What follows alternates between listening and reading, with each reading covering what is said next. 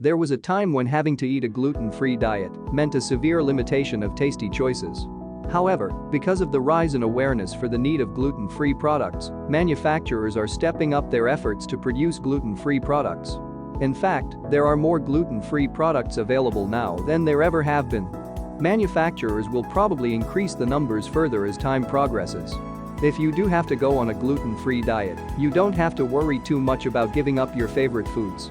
Chances are you'll be able to find a gluten-free substitute. If you can't, there are a lot of quality gluten-free recipes on the internet. What is gluten? Gluten is a certain type of protein.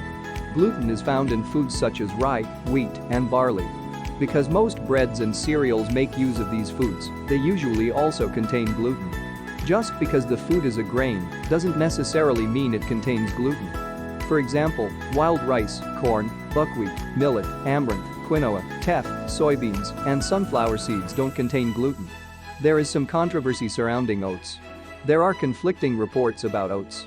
Many processed foods contain gluten because it is used as a food additive by many food manufacturers. Who should be on a gluten-free diet? If you suffer from an autoimmune disorder of the small intestine called celiac disease, you will most likely be put on a gluten-free diet. Celiac disease is often misdiagnosed as irritable bowel syndrome. Some people have the disease but don't really show any outward symptoms. The most common symptoms of celiac disease include chronic diarrhea, the inability to gain weight, unexplained iron deficiency anemia, bone or joint pain, arthritis, depression or anxiety, tingling numbness in the hands and feet, seizures, canker sores, missed periods, itchy skin rash, and fatigue. There are some people who suffer from fibromyalgia who claim a gluten-free diet has helped alleviate some of their symptoms. If you suffer from fibromyalgia, you should discuss this option with your doctor. You may get some resistance from your doctor because at this time, there hasn't been any major research into the effects of a gluten-free diet on fibromyalgia. If you really want to try it, ultimately, it will be your decision. You just have to make sure with your doctor that you have no health issues that would preclude you from going on a gluten-free diet. Clear it with your doctor first. People with diabetes may benefit from a gluten-free diet. You have to be careful about going on a gluten-free diet if you have diabetes.